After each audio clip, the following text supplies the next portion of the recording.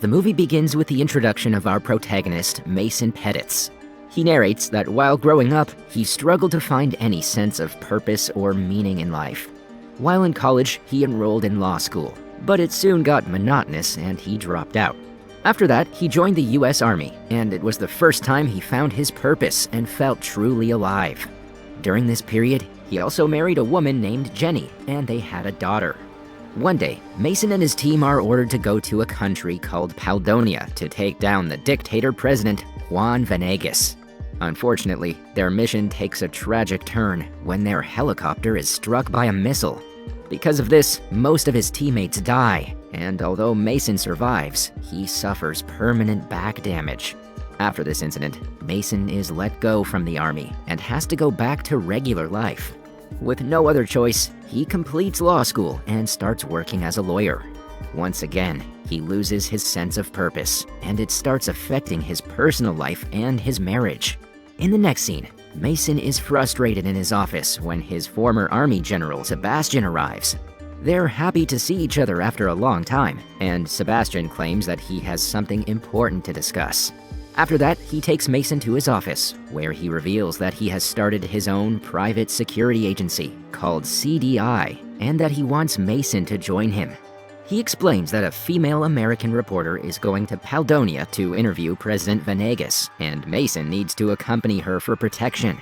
Hearing this, Mason immediately refuses the offer because Venegas is responsible for the deaths of his teammates and the end of his military career. After all that, he doesn't understand why Sebastian would work for such a guy. Sebastian offers him $20,000 and claims that he knows how miserable Mason is in his lawyer job. Mason says that he's not as strong as he once was, and that his back is permanently injured.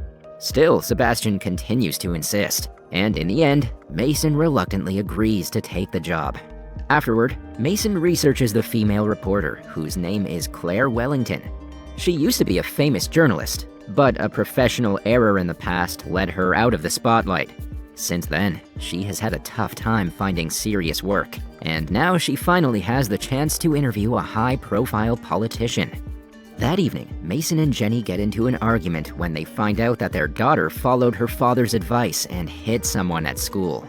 Jenny is distraught and feels that she can no longer be with Mason because he's unhappy with them. She claims she'll move in with her parents, but Mason stops her and says he'll leave instead. He then tells her that he's going to work as a security guard, which angers her even more. However, she eventually lets him go, thinking it might help him move on from his issues and fix their failing marriage. The next day, Mason picks up Claire, and they fly to Paldonia together. On the way, Mason watches some troll videos of Claire, and she notices this. She asks if he's making fun of her, but he assures her that's not the case. She then says that regardless of what happened in the past, she intends to fix her reputation now. She reveals that Venegas hasn't given any media interviews in the last 10 years. However, he has now personally invited her for an interview, so it's a big deal for her career. Soon after, they arrive in Paldonia, where they are greeted by President Venegas. He tells Claire that she's even more beautiful in person and kisses her hand. They then get into a car and head for the capital. Claire introduces Mason to Venegas, who says that he's already done his research and knows that Mason is a former army officer. After this, Claire and Venegas continue chatting and having drinks, completely ignoring Mason. A while later, they are suddenly attacked by some mercenaries. So Mason takes control of the car and sends Venegas and Claire to the back seat. He retaliates by shooting at the attackers, and he ends up crashing their car. After taking out everyone, Mason limps out of the car, and Venegas and Claire are shocked by his combat skills. Venegas continues to praise him, but Mason is irritated and says that he and Claire are leaving right now. Claire says that she needs to conduct the interview first because this is a huge opportunity for her. But Mason says that her life is more important than her career and suggests they leave. Following this, the three of them enter the forest, and Mason contacts Sebastian to let him know what happened. When he reveals that he killed all those attackers alone, Sebastian is shocked. Mason explains that they're stranded in the forest and need a way out, so Sebastian assures him that they will send a helicopter with his men to pick them up soon. After this, Venegas asks for the phone, and he calls his nephew George. George is terrified to learn that his uncle is still alive because he was the one who sent the mercenaries. Venegas then tells his nephew that they were attacked, and he is now stranded in the woods. After hanging up, Venegas informs Claire and Mason that he knows his nephew George is behind all of this. However, he says that George is just a pawn following someone else's orders. Later, Venegas suggests they should head for the capital. However, Mason says that a helicopter is on its way to pick them up and they'll be leaving soon. He then takes Claire with him, leaving Venegas behind. On the way, Claire asks Mason to let her conduct the interview first, but he refuses to listen. Shortly after, they see a helicopter coming and feel relieved, thinking they can finally go home. But to their surprise, a few armed mercenaries come out of the chopper, shooting at them. Mason and Claire run into the forest, with the mercenaries chasing them. Mason manages to take down most of the attackers and even shoots down the helicopter. However, one of the mercenaries catches up to him and brutally beats him. He almost ends up killing Mason, but surprisingly, Venegas shows up and he shoots the assailant. After a while, George and his men show up, and he's upset to see the helicopter's condition. Just then, the leader of the mercenaries, Cohorst, arrives and scolds George for not being able to kill his uncle. George explains that his mercenaries also failed in their task, but Cohorst gets angry and threatens to kill him if he messes up again. Meanwhile, Venegas takes Mason and Claire to his hometown, where the locals admire him. After some time, Claire sits down with Venegas for an interview, while Mason records their conversation. Claire mentions the attack earlier and asks why these mercenaries are after him. Venegas explains that Paldonia has a lot of the rare mineral lanthanide, which is necessary for creating phones, laptops, and other modern tech. Large Western companies want to mine it in Paldonia, but this harms the soil and local environment. If foreign businesses extract and sell the minerals, it will cause big financial losses. So Venegas is preventing all foreign corporations from establishing themselves in Paldonia, making him an enemy of powerful people. Because of this, he is facing attacks from mercenaries and militants paid by external forces. That night, Claire, Mason, and Venegas enjoy a good time partying with the locals. Later, Claire approaches Mason and tries to seduce him. However, he politely refuses and tells her that he loves his wife and can't do this to her. The next day, as they get ready to leave, Mason calls Sebastian and questions why he chose him for the mission. He doesn't understand why the mercenaries from the helicopter were after them, so Sebastian confesses that he actually sent Mason to kill Venegas as revenge for killing their teammates. He reveals that he's received orders from highly influential people to get rid of Venegas. Those mercenaries were not supposed to attack them, but they were only after Venegas. After this, Mason calls his home and his daughter answers the phone. She tells him that she misses him and her mother is very upset.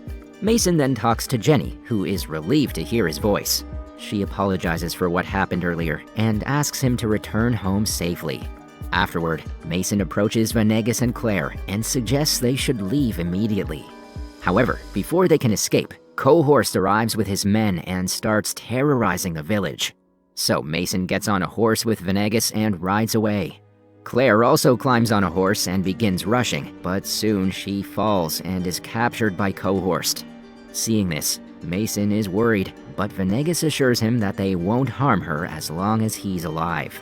Later, Mason and Venegas reach a town and decide to spend the night there.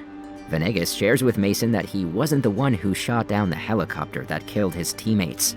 During the American invasion, he had lost hope and was planning to escape through underground tunnels. Paldonia's army couldn't track and shoot down American choppers, so he believes that it was friendly fire.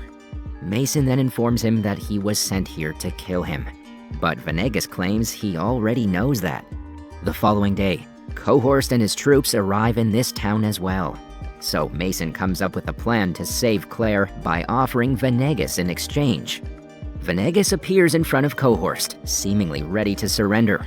However, the scenario shifts when thousands of locals arrive in the streets to protect him.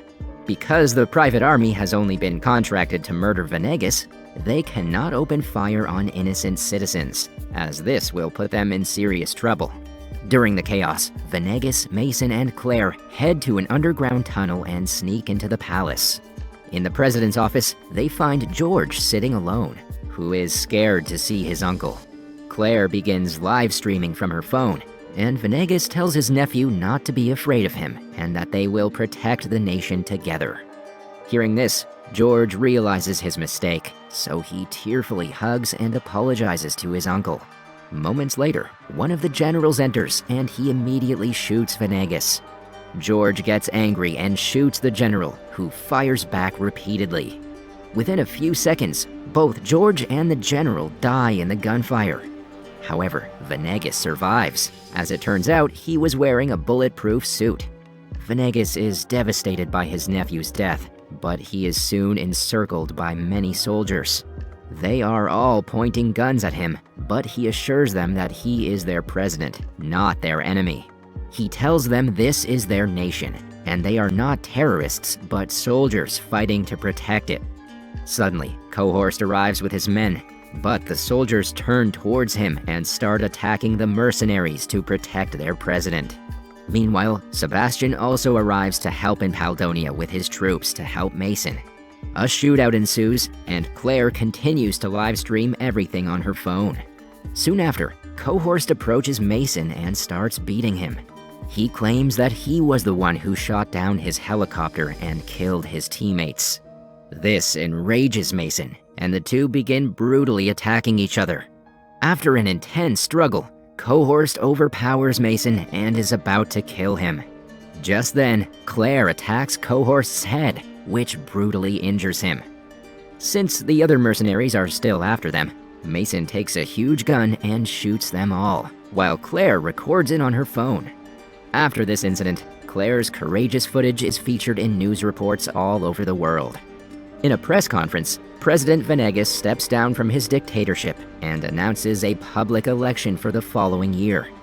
In the final scene, Mason returns to the US and reunites with his family. He apologizes to Jenny and says that he wants to fix their marriage. Later, Mason checks his account balance and discovers that Venegas sent him $5 million as a reward for helping him. With this, Mason finds a new purpose in life, which is to spend more time with his family.